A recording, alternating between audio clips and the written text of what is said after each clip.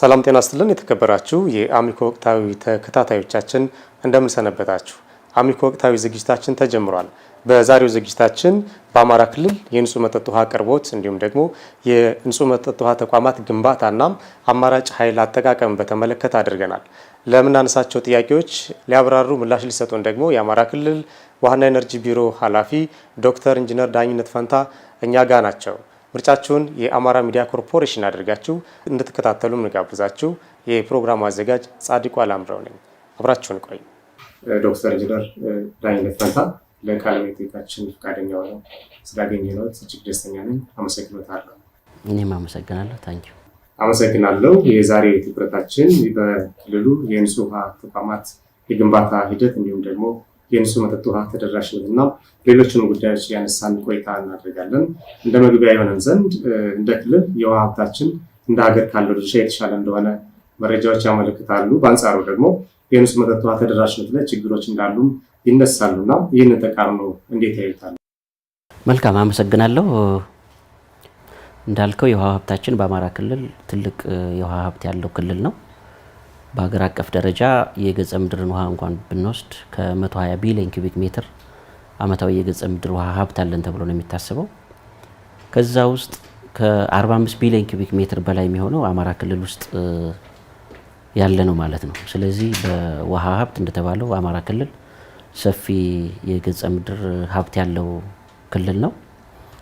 ነገር ግን ባለው የውሃ ሀብት ልክ የንጹህ መጠጥ ውሃ ተደራሽነት በዛው ልክ አድጓል ማለት አይቻልም። የተለያዩ ችግሮች ይኖራሉ።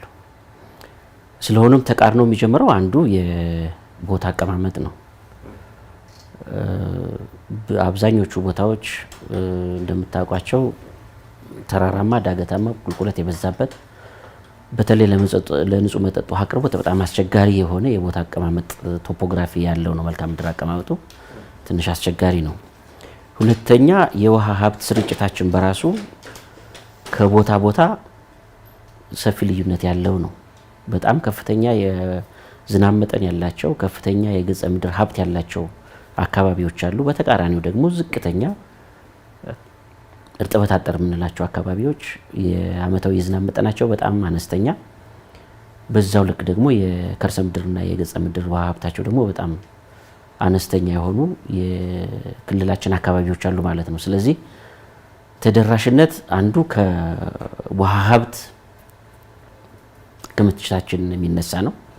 ስለዚህ የተሻለ የውሃ ሀብት ክምችት ያለባቸው አካባቢዎች የተሻለ የውሃ ተደራሽነት ይኖራቸዋል።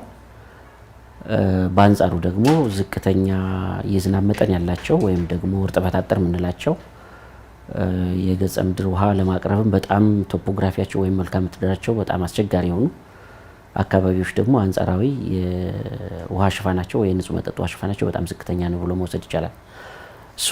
በእነዚህ ሁለት ዋና ዋና መሰረታዊ ምክንያቶች የሚፈጠሩ ቢሆንም ነገር ግን ደግሞ ሰው ሰራሽ የሆኑ ችግሮች በተለይ ከዚህ ከፍታዊነት ጋር ተያይዞ መስራት በሚገባ ልክ ባለመስራታችን የሚመጡ ችግሮችም እንደተጠበቁ ሆኖ ማለት ነው። የንጹህ መጠጥ ውሃ ሽፋንን በገጠርና በከተሞች ለማሳደግ የተሰሩ ያሉ ስራዎች በተለይ ከማህበረሰቡ ፍላጎት አንጻር ምን ለውጥ እያስመዘገቡ ነው ዶክተር? በንጹህ መጠጥ ውሃ ሽፋንን ለማሳደግ በክልል በኩል በተለይ በቢሮአችን እና በተቋማችን በኩል ሰፊ ስራዎችን እየሰራን ያለ ነው። ለምሳሌ የገጠር መጠጥ ውሃን ሽፋንን ለማሳደግ እንደምታውቀው የአብዛኛው የክልላችን የገጠር ህዝብ የሚኖሩ ተበታትኖ ነው። ስለዚህ የመሰረተ ልማት ለመዝጋት ትንሽ አስቸጋሪ ነው። ስለሆነም ለዛ ወጪ ቆጣቢ የሆኑ ቴክኖሎጂዎችን ኢንትሮዲዩስ ማድረግ ያስፈልጋል በገጠሩ ማለት ነው። እነዚህም አነስተኛ የውሃ ቴክኖሎጂ በተለይ ተበታትኖ ለሚኖረው የህዝብ በአነስተኛ ወጪ ቆጣቢ በሆነ መንገድ ሊሰሩ የሚችሉ ቴክኖሎጂዎች እንደ ምንጭ ማጎልበት፣ እጅ ጉድጓድ፣ መለስተኛ ጥልቅ ጉድጓድ፣ የውሃ ማሰባሰብ ስራዎችን እና የመሳሰሉትን ስራዎች ሰፋ ባለ መንገድ ለመስራት ጥረት እያደረግን ነው። ከዛ በተጨማሪ ደግሞ በተለይ ቀበሌ ማዕከላት አሁን እየተሰባሰቡ ሰፊ ህዝብ የሚኖርበት አካባቢ ደግሞ ቀበሌ ያገናኝ የመጠጥ ውሃ ፕሮጀክት የምንላቸው እንደ ሩራል ፓይፕድ ሲስተም የምንላቸው በቧንቧ ተዘርግቶላቸው መስመር ተዘርግቶላቸው የንጹህ መጠጥ ውሃ ተጠቃሚ ለማድረግ የምንሰራቸው ስራዎች አሉ ማለት ነው። ስለሆነም ሰፋ ያሉ የቴክኖሎጂ አማራጮችን ይዘን በገጠሩ አካባቢ እንደ ነባራዊ ሁኔታው ስራዎችን እየሰራ እንገኛለን። በከተማም በተመሳሳይ በተለይ ትልልቅ ከተሞች እና አነስተኛ ከተሞችን እንደ ባህሪያቸው ከገጸ ምድር ውሃ ከከርሰ ምድር ውሃዎችን በመጠቀም የፓይፕ ሲስተም በመዘርጋት ተጠቃሚ ለማድረግ ስራዎችን እየሰራን ነው ማለት ነው። የህብረተሰቡን አቅም ለመጠቀም ጥረት እያደረግን ነው። ህብረተሰቡ በራሱ በፕሮጀክቶቹ ላይ ድርሻውን ወይም ተሳትፎውን ከፍ እንዲያደርግ የህብረተሰብ ተሳትፎን ድርሻ ለማሳደግ ጥረት እየተደረገ ነው። የባለ ድርሻ አካላትን ሚና ለማሳደግ ጥረት እያደረግን ነው። በተለይ መንግስታዊ ያልሆኑና መንግስታዊ ያልሆኑ ድርጅቶችን አቅማቸውን አሟጦ ለመጠቀም ጥረት እየተደረገ ነው። ከዛ በተጨማሪ የታችኛው መዋቅር በተለይም የወረዳ መስተዳደር ለአርሶ አደሩ በተለይ ለገጠር የምንሰራቸው አነስተኛ የውሃ ተቋማት በጀት እንዲመድቡ የማድረግ ስራ ለመስራት ጥረት እያደረግን ነው ማለት ነው። ስለዚህ የመንግስትን አቅም እንጠቀማለን፣ የህብረተሰቡን አቅም ለመጠቀም ጥረት እያደረግን ያለ ነው። ከዛ በተጨማሪ ደግሞ የአጋር አካላትን አቅምም ለመጠቀም ሰፊ ጥረት እያደረግን ነው። በዚህም ተጨባጭ ለውጥ እያሳየን ነው። ስራዎችን ማጠናክረን እየቀጠለ ነው። ውጤቶችም ተመዝግበዋል ማለት ይቻላል። እስኪ የዚህ ዓመት አፈጻጸማችሁን በበጀት ዓመቱ በንጹህ መጠጥ ውሃ አቅርቦት እንዲሁም ደግሞ ሳኒቴሽንም አብራችሁ የሰራችሁ ስለሆነ በበጀት ዓመቱ ከትኩረት ነጥባችሁ አንጻር ምን ያህል የፈጸማችሁ ነው? እንዴት ተገመገመ? በዚህ ባለፉት 8 ወራት በበጀት ዓመት እቅዳችን የመጀመሪያው በተለይ የገጠሩን የንጹህ መጠጥ ውሃ ከነበረበት 76.9% አካባቢ 2% በመጨመር ወደ 78.9 ወደ 79% አካባቢ ለማድረስ ነው እቅድ ያቀድነው። የከተማን የንጹህ መጠጥ ውሃ ከነበረበት ወደ 78% አካባቢ ነው ያለው 2% ጨምረንበት ወደ 80% ለማድረስ ነው ያቀድነው ማለት ነው። በርካታ ስራዎችን አክቲቪቲዎችን አቅደናል ማለት ነው። አንዱና ቅድም ያልኳችሁ አነስተኛ የንጹህ መጠጥ ውሃን በስፋት መገንባት ነው። በተለይ የገጠር የንጹህ መጠጥ ውሃ ሽፋንን ለማሳደግ በሩራል ፓይፕ ሲስተም ብቻ ማሳካት ስለማይቻል አነስተኛ ውሃ ተቋማት ላይ ትኩረት ሰጠን እየሰራን ነው። በዚህ መሰረት በበጀት ዓመቱ 1465 አነስተኛ ውሃ ተቋማትን ለመገንባት ነው ያቀድነው።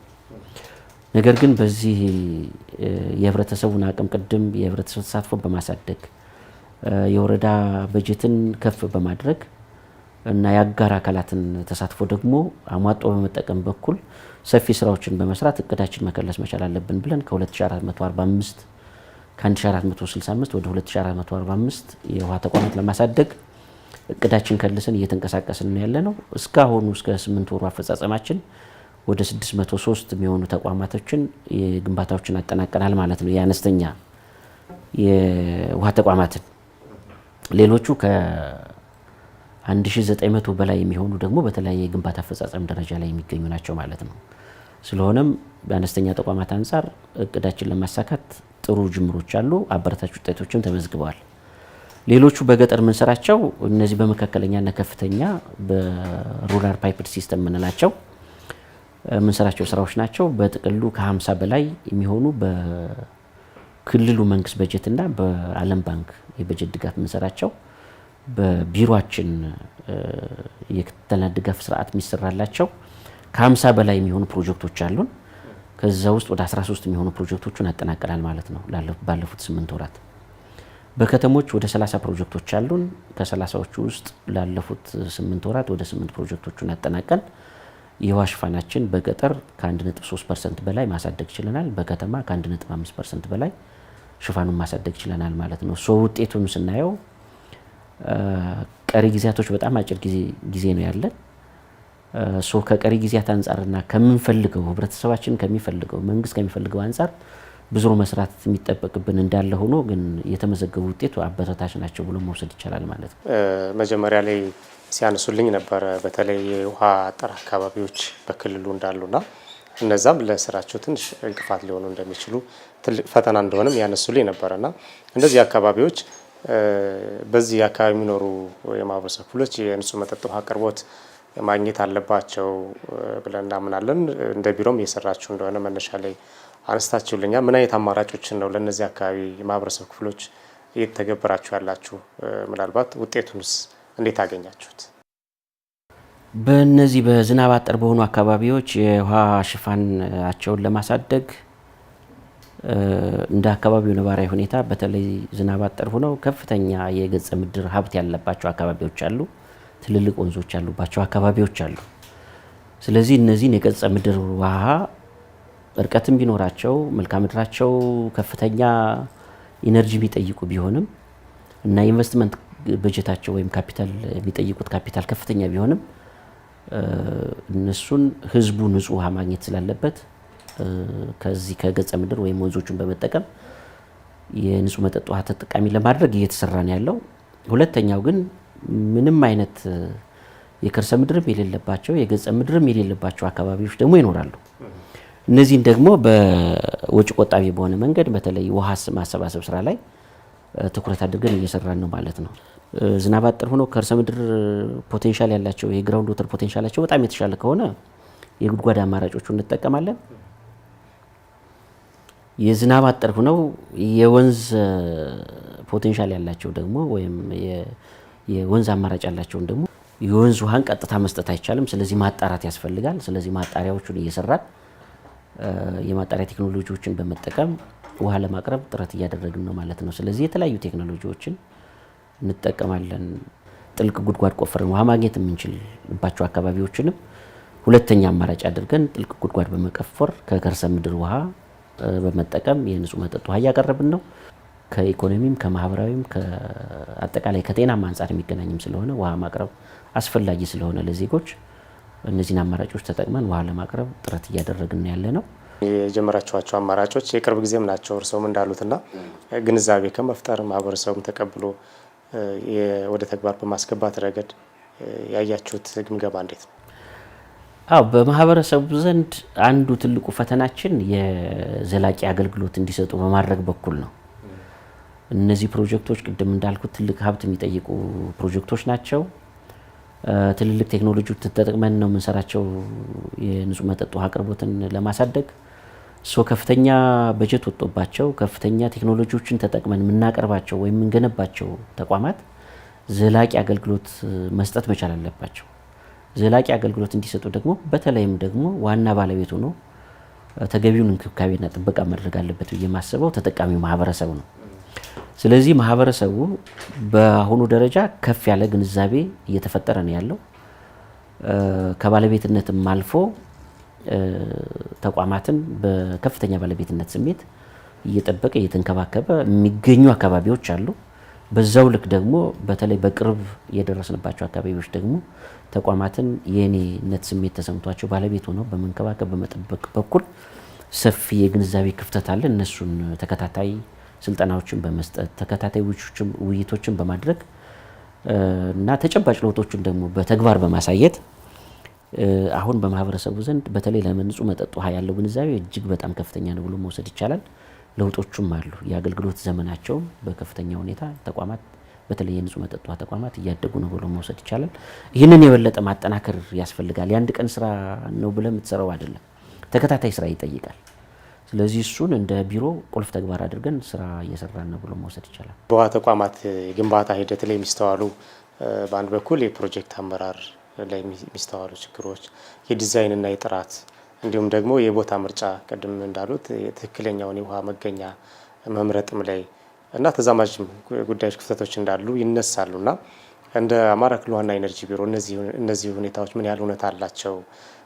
ችግሮች ያጋጠሟችሁም ከሆነ ለመቅረፍ የዘረጋችሁት ስርዓትም ካለ? መልካም። በኮንስትራክሽን ሂደት ውስጥ በርካታ ችግሮች ይኖራሉ። የኮንስትራክሽን ኢንዱስትሪው በሀገር አቀፍ ደረጃም በክልል ደረጃም በሚፈለገው ደረጃ አድጓል ብሎ መውሰድ አይቻልም። የቴክኖሎጂ ክፍተት አለ፣ የአቅም ውስንነት አለብን። በተለይ ከዚህ ከባለሙያ ከአመራር አንጻር ያለ የአቅም ውስንነት አለ። እነዚህ ችግሮች እስከሚቀረፉ ድረስ የፕሮጀክት አስተዳደር ችግሮች ሊቀጥሉ ይችላሉ። አንዳንዶቹ ልትቀንሳቸው የምትችል ግን ጨርሳ ማታጠፋቸው ነገሮች ይኖራሉ። ለምሳሌ የውሃ መገኛ ምንጮቹን መረጣ ላይ ጉድጓድ ትቆፍራለ፣ ሊመክን ይችላል። ጉድጓድ ለመቆፈር በቂ ጥናት ማጥናት ያስፈልጋል። ጥናት ለማድረግ ደግሞ ሁለት አይነት ዘዴዎች አሉ። አንደኛው ቀጥታ የውሃ መገኛ ምንጮችን የሙከራ ጉድጓዶችን በመቆፈር አካባቢው ያለውን የውሃ ሀብት በመገመት ተጨማሪ ጉድጓዶችን ለማስቆፈር ምቹ ሁኔታ መፍጠር ያስፈልጋል። ይሄ ግን ትልቅ ሀብት ይጠይቃል። በየቦታው የሙከራ ጉድጓዶችን ለመቆፈር አንድ ጉድጓድ የሚያስወጣው ወጪ አለ። ስለዚህ ይሄንን ማድረግ አይቻልም አሁን ባለው ተጨባጭ ሁኔታ ማለት ነው። የጀመርናቸው ከዚህ በፊት ለምሳሌ የአዋሽ ተፋሰስ አካባቢ ሰፊ የሙከራ ጉድጓዶች ቆፍረን የአዋሽ ተፋሰስ የከርሰ ምድር ሀብቱ ምን ይመስላል የሚለውን ለማጥናት ጥረት አድርገናል። በሌሎቹ አካባቢዎች ግን ይህንን መድገም አልተቻለም። ቢኮዝ የሚጠይቀው ሀብት በጣም ከፍተኛ ስለሆነ ማለት ነው። ሶ አሁን በስፋት እየሰራን ያለው ኢንዳይሬክት ሜተድ የምንለውን የጂኦፊዚካል መሳሪያዎችን ተጠቅመን የተለያዩ የጥናታዊ ስልቶችን በመጠቀም የምናጠናው ጥናት ነው። እሱ አመላካሽ ነገር ነው ሊሰጥ የሚችለው እንጂ በትክክል እዛ አካባቢ ያለውን ውሃ ሊያሳይ አይችልም። አመላካሽ ነገር ነው የሚሰጥ። ስለዚህ ይህንን አመላካሽ ነገር ግን ግምቱን ማሳደግ ያስፈልጋል። ውሃ የምታገኝበትን መንገድ እርግጠኝነት ግን ማሳደግ ስለሚጠበቅብህ ይህንን ለማድረግ የሚያስፈልጉ ቴክኖሎጂዎች ይኖራሉ፣ የሚያስፈልጉ ግብአቶች ይኖራሉ እና የባለሙያውን አቅም ደግሞ ፓራራሊ ማሳደግ ያስፈልጋል። በዚህ በኩል ቢሮ ትኩረት ሰጥቶ አዳዲስ ዘመኑ የሚጠይቅ ቴክኖሎጂ ለመጠቀም ጥረት እያደረግን ነው። የባለሙያዎችን አቅም ለማሳደግ ጥረት እያደረግን ነው እና ተከታታይ ስልጠናዎችን ለመስጠት ስራዎችን እየሰራን ነው ማለት ነው። ከፕሮጀክት አመራር እና ከጥናትና ዲዛይን አንጻር በተመሳሳይ ነው። ጥናትና ዲዛይን የምንሰራቸው ጥናትና ዲዛይን በጣም ያደጉ ነገሮች አሉ። ከዚህ በፊት የነበሩ ችግሮችን ለመቅረፍ አንዱና ትልቁ መሳሪያ ነው ብዬ የማስበው የባለሙያውን አቅም ማሳደግ ነው። የባለሙያው አቅም አንዱ በተግባር ነው የምታሳድገው፣ በተግባር ላይ በሚኖር ስልጠና ነው። ሁለተኛ ደግሞ አጫጭር ስልጠናዎችን በመስጠት ነው እና በዚህ በኩል ቢሮው ከተለያዩ ተቋማት ጋር ግንኙነት በመፍጠር የባለሙያዎችን አቅም ለማሳደግ ሰፊ ጥረት እያደረገ ነው። ሰፋፊ ስልጠናዎችን እየሰጠ ነው የሚገኘው። ነገር ግን የዲዛይን ጥራት በአንድ ባለሙያ የፈለገ አቅም ብታሳድገው በአንድ ባለሙያ ብቻ እንትምትላት ነው። ስለዚህ የቼክ ኤንድ ባላንስ ስራዎችን መስራት ያስፈልጋል ብዬ አስባለሁ። የኳሊቲ አሹራንስ ስራዎችን መስራት ይጠይቃል። ይሄ የሚደረገው አንደኛ በባለሙያዎች ቡድን የተሰራውን ጥናትና ዲዛይን ማስገምገም ነው። ሌላው የጥራት ማረጋገጫ ሜካኒዝም አድርገን እየሰራን ያለው ማለት ነው። አንድ ቡድን አንድ ቲም ትልካለ፣ ጥናትና ዲዛይን ሰርቶ ያቀርባል። በሌሎች በተመሳሳይ ፕሮፌሽን ባላቸው ባለሙያዎች ጥናትና ዲዛይኑን ታስገመግማለ ማለት ነው። ስለዚህ አስተያየት ይሰጡበታል ትልልቅ ባለሙያዎች። ያንን አስተያየት መሰረት አድርገው የማስተካከያ ስራዎችን ይሰራል ማለት ነው። የጥናትና ዲዛይኑን በዚህ መንገድ እያሳደግን ኳሊቲውን እየጨመርን ከሄድን የፕሮጀክት አስተዳደር ስርዓታችን ብዙ ችግር ይገጥማል ብዬ አላስብም። ትልቁ የፕሮጀክት አስተዳደር ፌለሪቲው ከጥናትና ዲዛይን ነው የሚጀምረው። የክትትልና ድጋፍ ስርዓታችን እያጠናከርን በፕሮጀክት አስተዳደር ላይ የሚመጡ ችግሮችን ለመቀነስ ጥረት እያደረግን ያለ ነው ማለት ነው። የፕሮጀክት አስተዳደር ስርዓት ለመዘርጋት ጥረት የተደረገበት የለማ ሶፍትዌር አለ። እሱን ወደ ተግባር ለመቀየር ሰፊ ስራዎች ተሰርተዋል። መሰረታዊ ለውጥም ለማምጣት ጥረት እየተደረገ ነው። ይህን የበለጠ ማጠናከር ከዘመኑ ጋር አብሮ መዘመን አስፈላጊ ስለሆነ የበለጠ አጠናክረን እንቀጥለው ነው የሚሆነው ማለት ነው። በተለይ ንጹህ መጠጥ ውሃ ተቋማት የአገልግሎት ዘላቂነት ጉዳይ እንዲሁ በጣም በተጠቃሚዎች ዘንድ እንደ የቅሬታ ምንጭም ሆኖ የሚነሳ ነውና ተቋማት ተገንብተው የሚጠበቅባቸው የአገልግሎት ልክ አለ። ለዚህ ዓመት ያገለግላል ተብለው የሚሰሩ ናቸውና ከዛ ሳይደርሱ ቀድሞ መበላሸት፣ አንዳንዶቹ ከምርቃት ሳምንት ወራት ሳይቆጠሩ መልሰው የሚበላሹበት እድልም እንደነበረ እዚህ በፊት በነበሩ ዘገቦቻችን ምልከታ አድርገናልና ምክንያቱ ምንድን ነው? እዚህ በፊት የነበሩ ችግሮችን አሁን ላይ እንዳይቀጥሉ በእናንተ በኩል የምታደርጉት ክትትልና ድጋፍ በጥራት ስለመሰራታቸው የምታደርጉት ክትትል ከዚህ ጋር ስለሚያያዝ እንዴት ነው የሚያዩት ይህን ጉዳይ? ዘላቂ አገልግሎት በመስጠት በኩል ልዩ ትኩረት ተሰጥቶ መሰራት አለበት የሚለው ምንም ጥያቄ የለውም። ምክንያቱም ለነዚህ ፕሮጀክቶች የሚውለው ሀብት ቀላል ሀብት ስላልሆነ ማለት ነው። ተቋማት በተገነባላቸው በተለይ በዲዛይን ፔሪዳቸው አገልግሎት መስጠት መቻል አለባቸው። ለ10 ዓመት ተብሎ የተገነባ የመጠጥ ውሃ ተቋም ለ10 ዓመት ማገልገል አለበት። ለ30 ዓመት ተብሎ የተገነባ ለ30 ዓመት ማገልገል መቻል አለበት። ነገር ግን ይሄንን እንዳናደርግ የማያስችሉ መሰረታዊ ምክንያቶች የተለያዩ ምክንያቶች ሊኖሩ ይችላሉ። አንደኛው ዘላቂ አገልግሎት ከመስጠት በኩል ትልቅ ተግዳሮት እየሆነ የመጣው የአየር ንብረት ለውጥ ነው። ይሄ ክላይሜት ቼንጅ የምንለው ማለት ነው። ይሄ ምንድነው? ከአብዛኞቹ የንጹህ መጠጥ ውሃ ምንጫቸው መገኛ ምንጫቸው ከርሰ ምድር ናቸው። አሁን ባለው ተጨባጭ የአየር ንብረት ለውጥ ከዚህ በፊት የነበሩ ጉድጓዶች በከፍተኛ ሁኔታ እየደረቁ ነው ያሉት። የውሃ የግራውንድ ወተር ቴብል የምንላቸው በከፍተኛ ሁኔታ እየቀነሰ ነው ያለው። ከዚህ በፊት የነበሩ ምንጮች በአየር ንብረት ለውጥ ምክንያት እየደረቁ ነው ያሉት። ከዚህ ጋር ተያይዘው የሚመጡ በርካታ ችግሮች አሉ። ሁለተኛው ችግር ከቅድም ካልኩት ከተገቢውን የባለቤትነት ስሜት በመፍጠር እና ተገቢውን ጥበቃና እንክብካቤ ባለማድረግ የብልሽት ምጣኔያቸው በመጨመሩ ምክንያት የሚመጡ ከአገልግሎት ውጭ የሚሆኑ የውሃ ተቋማት ናቸው። ይሄ የተጠቃሚውን ህብረተሰብ ግንዛቤ በማሳደግ በኩል ያለ ውስንነት ሊሆን ይችላል። በባለሙያዎቻችን በኩል ተያይዞ ሊፈጠሩ የሚችሉ በተለይ ከጥናትና ዲዛይን ጥራት ከግንባታ ጥራት ጋር ተያይዘው የሚመጡ ችግሮች ናቸው። ሁለተኛው የዘላቂ አገልግሎት እንዳይሰጡ የሚያደርጉ ማለት ነው። ሶስተኛው የተቋማት ብልሽት ሊገጥማቸው ይችላል። ግን ደግሞ ፔሪዲክሊ ሜንቴናንስ ይፈልጋሉ፣ ጥገና ይፈልጋሉ። ጥገና ሲፈልጉ የመለዋወጫ ያስፈልጋቸዋል። ስለዚህ በተለይ በገጠር ያሉ የውሃ ተቋማት የመለዋወጫ እጥረት አንዱ ችግር ነው።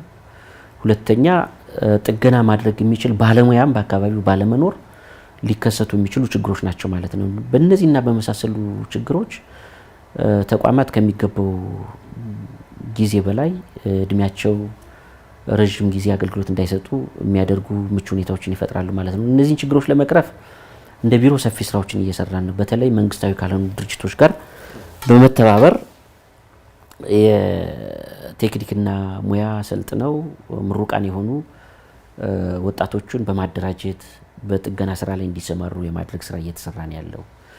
አሰራር መመሪያዎችን ለማዘጋጀት ጥረት እያደረግን ያለ ነው። የመለዋወጫ እቃዎች በአካባቢው እንዲኖሩ ተደራሽ እንዲሆኑ አሁንም በተመሳሳይ ኢንተርፕራይዞቹን አደራጅቶ እነሱ መነሻ ካፒታል በመስጠት እነሱን በማደራጀት እና ተገቢውን ድጋፍና ክትትል በማድረግ በተለይ የገጠር የውሃ ተቋማትን ዘላቂ አገልግሎት እንዲሰጡ ስራዎችን ለመስራት ጥረት እያደረግን ነው። ከዛም አልፎ በክልል ደረጃ ይሄ በፓይለት ደረጃ የሞከርናቸው አካባቢዎች አሉ። ይሄንን ክልል አቀፍ ለማድረግ እንዲህ ከመንግስታዊ ካልሆኑ ድርጅቶች ጋር ሰፋፊ ስራዎችን እየሰራን ነው። የመጀመሪያው ህጋዊ ማዕቀፍ እንዲኖራቸው ማድረግ ነው። ሁለተኛው ኢንተርፕራይዞቹን የማቋቋም የማደራጀት እነዚህን በእኛ ቢሮ ብቻ የሚፈጸሙ ስለባይሆኑ ከባለድርሻ አካላት ጋር በተለይም ከስራና ስልጠና ቢሮችን ጋር ተቋም ጋር አብረን የምንሰራቸው ስራዎች ነው የሚሆኑት። ስፔር ፓርቶቹ አቬሌብል እንዲሆኑ መነሻ ካፒታል እንዲኖራቸው ለማድረግ ደግሞ የመንግስታዊ ያልሆኑ ድርጅቶች እንዲያግዙን እንዲደግፉን ለማድረግ ጥረት እያደረግን ነው ማለት ነው። በሁለተኛ ደረጃ የአካባቢ ይሄ ክላይሜት ቼንጅ የምንለውን ችግር ለመቅረፍ በአገር አቀፍ ደረጃም በክልል አቀፍ ደረጃም በተለይ ይሄ ግሪን ሌጋሲ የምንለውን ኢኒሺዬቲቭ በስፋት ወደ ስራ ማስገባት ነው።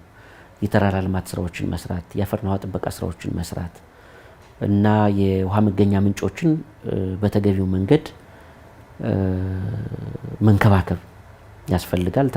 ተራሮቹን ስናለማቸው የአፈርና ውሃ ጥበቃ ስራዎችን ስንሰራ ደፍነትሊ የከርሰ ምድር ውሃችን በከፍተኛ ሁኔታ እንዲጨምር የሚያደርግ እና ለንጹህ መጠጥ ውሃ አቅርቦት ስራችን ትልቅ አስተዋጽኦ ስለሚያደርግ ይሄንን የግሪን ሌጋሲ ኢኒሺዬቲቭን በክልል ደረጃ አሁን የተጀመረው ትልቅ ንቅናቄ አለ። እሱን የበለጠ ማስቀጠል ከባለድርሻ አካላት ጋር በቅርበት መስራት በተለይም ከግብርና ቢሮ ጋር እና ከሚመለከታቸው አካላት ጋር በስፋት መስራት ነው። ሶስተኛው መፍትሄው እና ዘላቂ መፍትሄ የምንለው የማህበረሰቡን በተለይም የአካባቢውን ተጠቃሚውን ማህበረሰብ ግንዛቤ ማስፋት ነው። የተከበራችሁ የአሚኮ ወቅታዊ ተከታታዮቻችን እየተከታተላችሁ ያላችሁት ከአማራ ሚዲያ ኮርፖሬሽን ወደ እናንተ የደረሰ ያለውን የአሚኮ ወቅታዊ ዝግጅታችን ነው። የዛሬው ወቅታዊ ዝግጅታችን በተለይ በአማራ ክልል የንጹህ መጠጥ ውሃ ተቋማት የግንባታ ሂደት እንዲሁም ደግሞ የንጹህ መጠጥ ውሃ ተደራሽነትና ሌሎችንም ጉዳዮች ያነሳን ነው ቆይታ እያደረግን ያለ ነው። ለምናነሳቸው ጥያቄዎች ደግሞ ማብራሪያ ይሰጡን ያሉት የአማራ ክልል ውሃና ኢነርጂ ቢሮ ኃላፊ ዶክተር ኢንጂነር ዳኝነት ፈንታ ናቸው። ከእሳቸው ጋር ቆይታችን አሁንም ይቀጥላል። ምርጫችሁን የአማራ ሚዲያ ኮርፖሬሽን አድርጋችሁ ስለምትከታተሉን እጅግ እናመሰግናለን። ዶክተር፣ ሌላኛው ጉዳይ የኃይል አማራጮችን መጠቀም ነውና ለምሳሌ የፀሐይ ኃይል የሚሰሩ ፕሮጀክቶችን በስፋት ለማስገባት የሰራቻቸው ያሉ ጅምሮች እንዳሉ ይታወቃል። ይህም ምን ያህል ከንጹህ መጠጥ ውሃ አቅርቦት ጋር ምን ያህል እያገዛችሁ ነው? በትልልቅ ከተሞች በ6 ከተሞች ላይ ትልልቅ ፕሮጀክቶችን እየገነባን ያለ ነው። ባህር ዳር ላይ ትልልቅ ፕሮጀክት አሁን እየጀመርን ያለ ነው። ጎንደር ወደ 90% አካባቢ የደረሰ ፕሮጀክት አለን። ደሴ ላይ የተጀመረ ፕሮጀክት አለን። ደብረ ብርሃን ላይ እንደዚሁ በተመሳሳይ ወደ መጠናቀቅ ደረጃ የደረሰ ፕሮጀክት አለን። አረርቲ ጀምረናል፣ እንጅባራ ጀምረናል። ስለዚህ በእነዚህ 6 ከተሞች አጠቃላይ በጀታቸው ከ6 ቢሊዮን ብር በላይ በሆነ ወጪ ሰፋፊ ስራዎችን የሳኒቴሽን ስራዎችን እየሰራን ነው ማለት ነው። አማራጭ ኢነርጂዎች ከንጹህ መጠጥ ውሃ ጋር ደግሞ አገናኝተን ስንሰራቸው ደግሞ ትርጉማቸውና ውጤታቸው በጣም ትልቅ ነው። ቅድም ስናነሳ እንደነበረው በተለይ ከዋና ግሪዱ ከኤሌክትሪክ ግሪዱ የራቁ አካባቢዎች እና ከፍተኛ የውሃ መገኛ ምንጫቸው ከፍተኛ ኃይል የሚጠይቁ እነዚህን ያለ አማራጭ ወይ በዲዝል ጄኔሬተር ማሰራት ነው ወይ በትራንስፎርመር ማሰራት ነው። ሶስተኛው አማራጭ ደግሞ በሶላር ኢነርጂ አማራጭ ማሰራት ነው ማለት ነው። የትራንስፎርመር አማራጭ ከግሪድ የራቁ ናቸው። አሁን ያለው የኤሌክትሪክ ታሪፍም በተለይ ለገጠሩ አርሶ አደር አፎርዴብል ነው ብለን አናስብም። ቢት ኤክስፔንሲቭ ነው። ስለዚህ ሌሎች አማራጮቹን ማየት ጠቃሚ ነው ብዬ አስባለሁ። ዲዝል ጄኔሬተር የማይታሰብ ነው። አሁን ያለው የነዳጅ ዋጋ በጣም ከፍተኛ ነው። ስለዚህ በነዳጅ ውሃን እያሰራ ውሃን ልትጠቀም አትችልም፣ በጣም አስቸጋሪ ስለሚሆን ማለት ነው። እና ቤስት ሶሉሽን ብለን እየሰራን ያለ ነው የሶላር አማራጮቹ ነው ማለት ነው።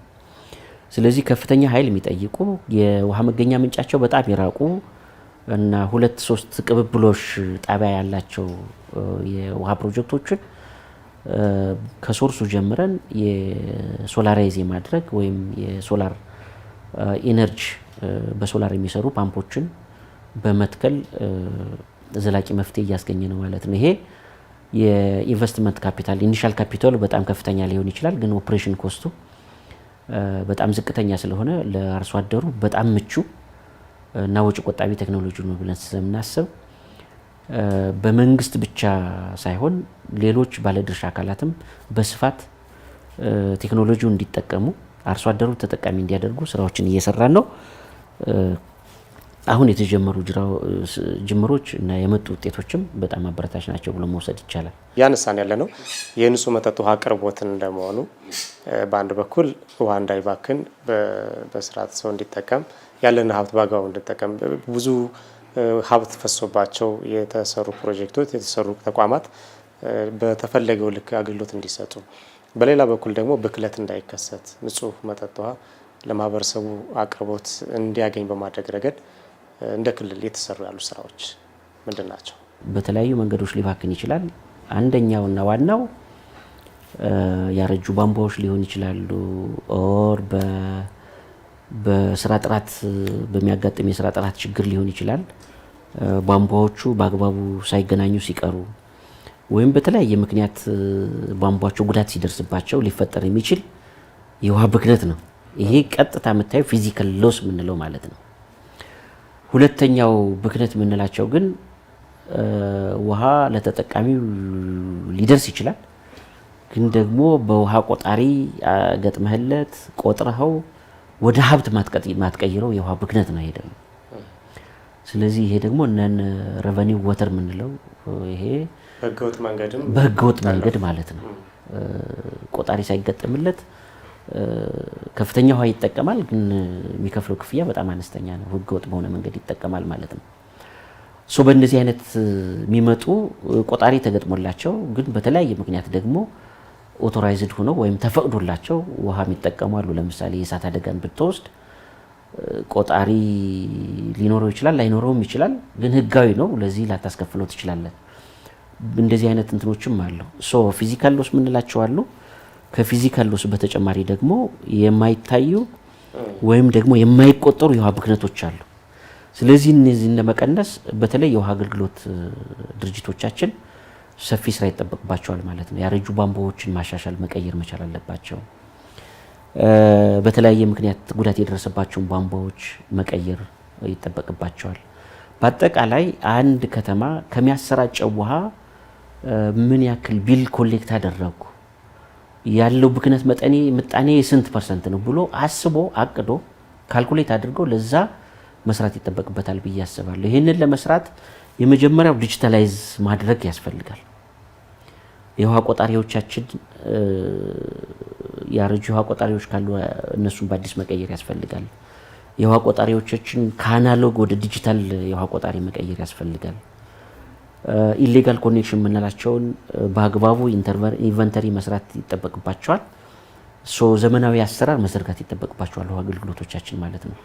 ስለዚህ ይህንን ለማድረግ አሁን በክልላችን ተጨባጭ ሁኔታ በተለይ አንደኛ ደረጃ ውሃ አገልግሎት የምንላቸው እነ ባህር ዳር፣ እነ ጎንደር፣ እነ ደሴ በሚኒስቴር መስሪያ ቤታችንም በኩል ድጋፍ እየተደረገላቸው በዓለም ባንኩም በኩል ድጋፍ እየተደረገላቸው የብክነት ምንጫቸው ምንድን ነው፣ ምን መፍትሄ ያላቸው፣ ምን አይነት አሰራር ያስፈልጋቸዋል፣ ምን አይነት ቴክኖሎጂ መጠቀም መቻል አለባቸው ጥናት እያደረግን አንዳንዶቹ አሰራራቸውን ዘመናዊ በማድረግ ሂደት ላይ ነው የሚገኙት። ይህን የበለጠ ማስፋት ያስፈልጋል። በአነስተኛ የውሃ ተቋማትም በተመሳሳይ ነው። በአነስተኛ የውሃ አገልግሎት የምንላቸው ማለት ነው። ሰፊ የሆነ የብክነት ምጣኔያችን በክልል ደረጃ ከ22% በላይ ነው። ይሄ ማለት ከናሽናልም ከኢንተርናሽናል ስታንዳርዱም በላይ ነው ያለው ብክነታችን ማለት ነው። ይህንን ወደ ኢንተርናሽናል ስታንዳርድ ወደ 15% ወደ 10% ዝቅ ማድረግ ያስፈልጋል። ይህንን ለማድረግ ደግሞ ቅድም እንዳልኩ የማስፋፊያ ስራዎችን መስራት ያስፈልጋል። ያረጁ ቧንቧዎችን ጉዳት የደረሰባቸውን መቀየር ያስፈልጋል። ከምንም በላይ ደግሞ አሰራራቸውን ማዘመን ዲጂታላይዝ ማድረግ ይጠበቅባቸዋል ማለት ነው። ከብክነት አንጻር ይሄ ነው ያለው። ብክለት ማለት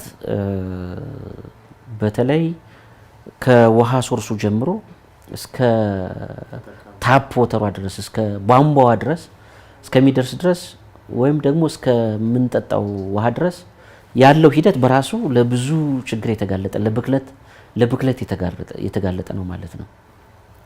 እሱን የመጀመሪያውና ትልቁ የመገኛ ምንጮቹን ጉድጓድ ሊሆን ይችላል፣ ወንዝ ሊሆን ይችላል፣ ምንጭ ሊሆን ይችላል። ይሄንን በአግባቡ ፕሮቴክት ማድረግ ያስፈልጋል።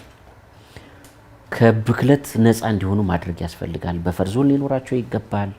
መታጠር መቻል አለባቸው። ከንክኪ ነፃ መሆን መቻል አለባቸው። ይሄንን አድርገን በቂና ጥራት ያለው ግንባታ ደግሞ መገንባት መቻል አለባቸው ብዬ አስባለሁ። ብክነት በብዙ መንገድ ሊገለጽ ስለሚችል ማለት ነው። ሁለተኛ ከመገኛ ምንጩ እስከ ተጠቃሚው ሲደርስ ደግሞ ትራንስፖርት በፓይፕ ውስጥ ነው ትራንስፖርት የሚደረገው ወይም በሌሎች ቴክኖሎጂዎች ነው ትራንስፖርት የምታደርገው ውሃን ማለት የምታጓጉዘው። ይህንም ስታጓጉዝ ቅድም እንዳልኩት ሊኬጅ ካለ ወይም የቧንቧ በተለያየ ምክንያት ፍሰቶች ካሉ እነሱ ባዕድ ነገሮች ሊገባባቸው ይችላል። ስለዚህ እሱን ንጹህ እና ከሊኬጅ ነፃ የሆነ መስመር ሊኖረው ይገባል ማለት ነው። ሁለተኛ በተፈጥሮ ደግሞ የምንጠቀማቸው የውሃ መገኛ ምንጮቻችን በተፈጥሯቸው ንጹህ ላይሆኑ ይችላሉ። የጉድጓድ ውሃ ንጹህ ላይሆን ይችላል። ምንጮቻችን ንጹህ ላይሆኑ ይችላሉ።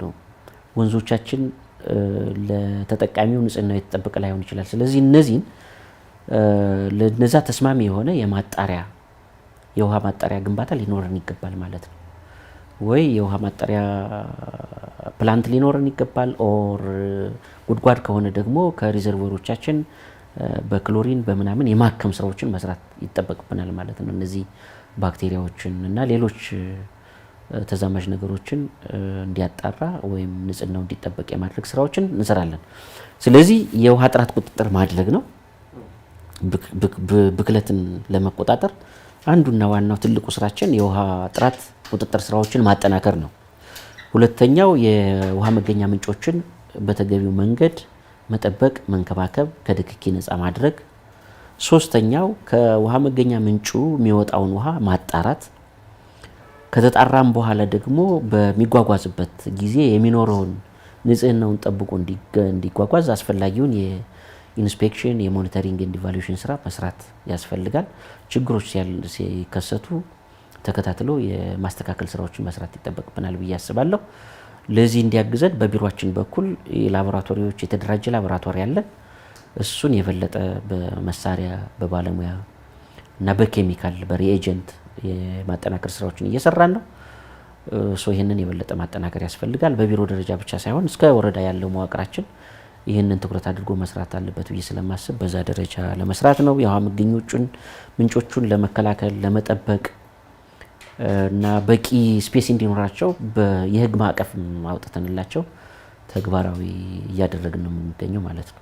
በዋናነት ትልቁ ችግር የተደራሽነት ችግር አሁንም ያልተፈታ እንደሆነ ነው ያነሱልኝ ነበር መጀመሪያ አካባቢና የንጹህ መጠጥ ውሃ ለማህበረሰቡ ማቅረብ የመንግስት ብቻ ኃላፊነት እንዲሆን ከማሰብ ወጥቶ በአንድ በኩል መንግስታዊ ያልሆኑ ድርጅቶች ጋር አብራችሁ እየሰራችሁ ነው። የእነሱ ተሳትፎ አለ። ፕሮጀክቶች እያገዟቸው ነው። እነሱ እንዳሉ ሆነው ባለሀብቶችና ግለሰቦች ተሳታፊ የሚሆኑበት እድል ምን ያህል ተመቻችቷል? ሌሎች ሀብቶች የግል ባለሀብቶችም ገብተውበት ስራ ሲሰሩ እናያለን። የውሃ ሀብት ላይ ግን ምናልባት በፋብሪካ ደረጃ በታሸጉ ውሃዎች ያለፈ ስራ ሲሰራ አላየንም እና አንዳንድ የፖሊሲም ችግሮች ሊኖሩ ይችላሉ። እንደ መንግስት ምን ምቹ ሁኔታ ተፈጥሯል ይላሉ? ኦኬ፣ አመሰግናለሁ። ጥሩ ጥያቄ ነው። የንጹህ መጠጥ ውሃን ተደራሽነትን ለማስፋት ቅድም ስናነሳ እንደነበረው በመንግስት አቅም ብቻ የሚፈታ ችግር አይደለም። የህዝብ ቁጥራችን በከፍተኛ ሁኔታ እያደገ ነው ያለው። የሌሎች ኤክስተርናል የሆኑ ፋክተሮች ላይክ እንደ ክላይሜት ቼንጅ ይሄ የአየር ነውጥ የምንለው ከፍተኛ ተጽዕኖ እያሳደረ ነው። ቢኮዝ በቅርብ የምናገኘው ውሃ በጣም እየራቀን ነው የሄደው ያለው። ስለዚህ ሰፊ ኢንቨስትመንት የሚጠይቅ ስራ ነው ማለት ነው ይሄ ስራ። ስለዚህ ይህንን ስራ በመንግስት አቅም ብቻ መፍታት ካልቻለ ምን ነው ልናደርግ የምንችለው? ህዝቡ ቅድም ባልኩት መንገድ የህዝቡ ድርሻ ሰፊ ነው፣ መሳተፍ መቻል አለበት። መንግስታዊ ያልሆኑ ድርጅቶችና ሌሎች ለጋሽ ድርጅቶች በሰፊው መሳተፍ መቻል አለባቸው። የግል ባለሀብቱም በተመሳሳይ በዘርፉ መሰማራት መቻል አለበት ብዬ አስባለሁ። በተለይ ያደጉ ሀገራት የፕራይቬት ሴክተር ኢንጌጅመንቱ በጣም ሰፊ ነው። ነገር ግን በሀገር አቀፍ ደረጃ ውሃ የሰብአዊ መብት ነው እንዘን የክብርም ጉዳይ ነው። በነገራችን ላይ ንጹህ መጠጥ ውሃ ማግኘት፣ ንጹህ መጠጥ ውሃ ማቅረብ ማለት ነው። ስለሆነም የግል ባለሀብቱን ድርሻ ለማሳደግ መንግስት እንደ አንድ አቅጣጫ አድርጎ እየሰራ ነው ያለው። በነገራችን ላይ በሁሉም ዘርፎች የፕራይቬት ሴክተሩን ወይም የግል ባለሀብቱን ድርሻ ለማሳደግ የፖሊሲ አቅጣጫ ተደርጎ እየተሰራ ነው በመንግስት ደረጃ ማለት ነው። በሌሎችም ዘርፎች ጭምር ማለት ነው። በውሃውም ሴክተር በተመሳሳይ ከዚህ በፊት የህግ ማዕቀፎች ችግር የነበረባቸው ናቸው። ለዚህ ምቹ የህግ ማዕቀፍ ነበረ ብሎ ለመውሰድ ይቸገራለሁ። አሁን ሪሰንትሊ በሚወጡ በክልላችንም በአዘጋጀ ነው ባጸደቅ ነው አዋጅ እንደገና በአገር አቀፍ ደረጃም እየተዘጋጀው ያለው በውሃ አስተዳደር ፖሊሲያችንም እንደ አንድ ስትራቴጂ አድርገን የግሉን ባለሀብት ለማሳደግ ጥረት እያደረግን ያለ ነው። በቅርቡ በክልል ደረጃ ይህንን ስራ በስፋት ለማስፋፋትና አትሊስት እንትኑ የፕራይቬት ሴክተሩ ብቻ ሳይሆን የፋይናንስ ተቋማት በራሳቸው ባንኮች ለውሃ ፕሮጀክቶች ብድር መስጠት መቻል አለባቸው። ከተሞች ብድር እየወሰዱ መስራት መቻል አለባቸው። አሁን በውሃ ፈንድ በክልል በአገር አቀፍ ደረጃ የተሞክሮ አለ።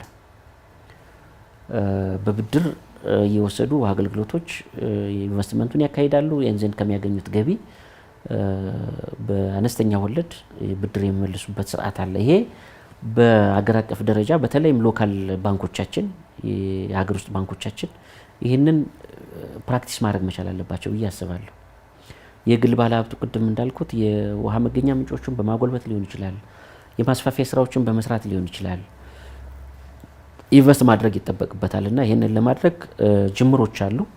በቅርቡ አኳፎር ኦል ከሚባል መንግስታዊ ካልሆነ ድርጅት ጋር እነዚህን ስራዎች ለመስራት የ5 ዓመት ፕሮጀክት ቀርጸን ከውል ተፈራርመን ከክልሉ መንግስት ጋር ውል ወስዶ የባለ ሀብቱን ድርሻ የባለ ሀብቱን ተሳትፎ ለማሳደግ እና የፋይናንስ ተቋማት ደግሞ ለዚህ ምቹ ሁኔታ እንዲፈጥሩ ለማድረግ ፕሮጀክቶቹን ቀርጸን የመግባቢያ ውል ተፈራርመን ስራዎችን ጀምረናል።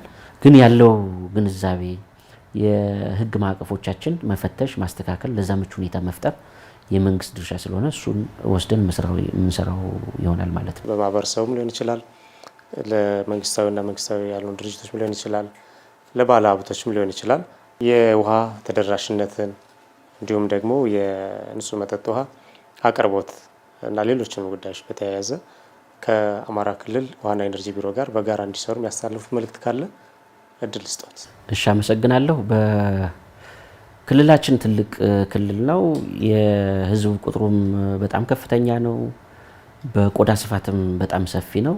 የመልክዓ ምድር አቀማመጥም ለንጹህ መጠጥ ውሃ ለማቅረብ ብዙ ምቹ ነው ብሎ መውሰድ አይቻልም። በዚህና በመሳሰሉት ችግሮች ምክንያት እና ያለፉት ጊዜያት ባልሰራናቸው ስራ ምክንያት አሁን ያለው የንጹህ መጠጥ ውሃ ተደራሽነት ዝቅተኛ ደረጃ በሚባል ደረጃ ነው ያለው በክልላችን ማለት ነው። ስለዚህ ይህንን ዝቅተኛ የሆነ ውሃ ሽፋን ለማሳደግ የሁሉም አካላት ተሳትፎ ይጠይቃል። የመንግስት ትልቁን ድርሻ ሊወስድ ይችላል ብዬ አስባለሁ። ነገር ግን ደግሞ በተለይ ሀብት በማሰባሰብ ቴክኖሎጂ በማምጣት እውቀት በማስተላለፍ ስልጠናዎችን በመስጠት በመሳሰሉት ጉዳይ ደግሞ የባለድርሻ አካላት ተሳትፎ በተለይም ለጋሽ ድርጅቶች፣ መንግስታዊ ያልሆኑ ድርጅቶች፣ የግሉ ባለሀብት በዋናነት ደግሞ የተጠቃሚው ማህበረሰብ ሰፊ ተሳትፎ አለው ብዬ ስለማስብ ይህንን ግምት ውስጥ ያስገባ ስራ መስራት ይጠበቅብናል። የማስተባበሩን ስራ የማቀናጀቱን ስራ ለመስራት ቢሮአችን ኃላፊነቱን ሊወስድ ይችላል። ነገር ግን ደግሞ ስራው የቅንጅትን የሚጠይቅ እና ትልቅ ሀብት ማሰባሰብ ሞቢላይዝ ማድረግ የሚጠይቅ ስለሆነ በዚሁ አጋጣሚ በክልላችን ውስጥ የሚሰሩ መንግስታዊ ያልሆኑ ድርጅቶች፣ የክልሉ ህዝብ እና በተለይም ደግሞ የግሉ ባለሀብቶቻችን የዘርፉን ውጤት ለማሳደግ በዋናነት ደግሞ የሰብአዊ መብት የሆነውን የክብር መገለጫ የሆነውን የንጹህ መጠጥ ውሃ አቅርቦት ተደራሽነትን ለማሳደግ ከጎናችን ተሰልፈው አብረን እንድንሰራ እና ከፍተኛ ርብርብ እና ድጋፍ እንዲያደርጉልን በዚሁ አጋጣሚ ጥሪዬን ማቅረብ ፈልጋለሁ። ከዚህ በተጨማሪ ከፍተኛ ወጪ ወጥቶባቸው የተገነቡ የውሃ ተቋማት ደግሞ ዘላቂ አገልግሎት እንዲሰጡ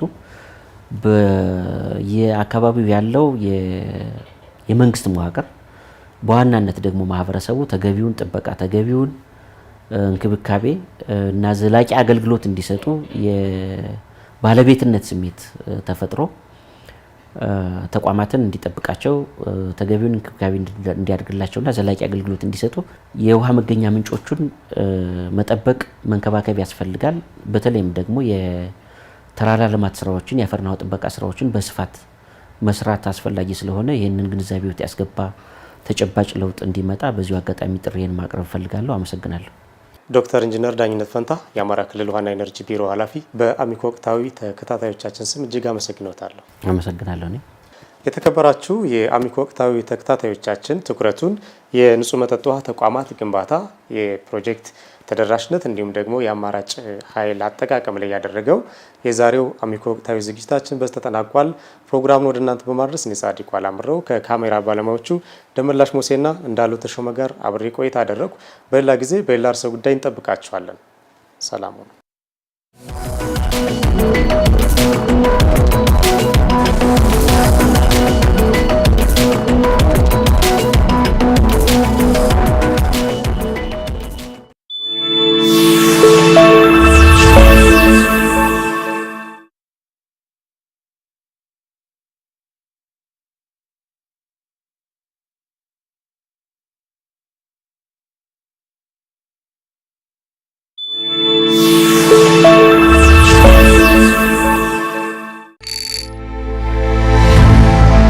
ለህብረተሰብ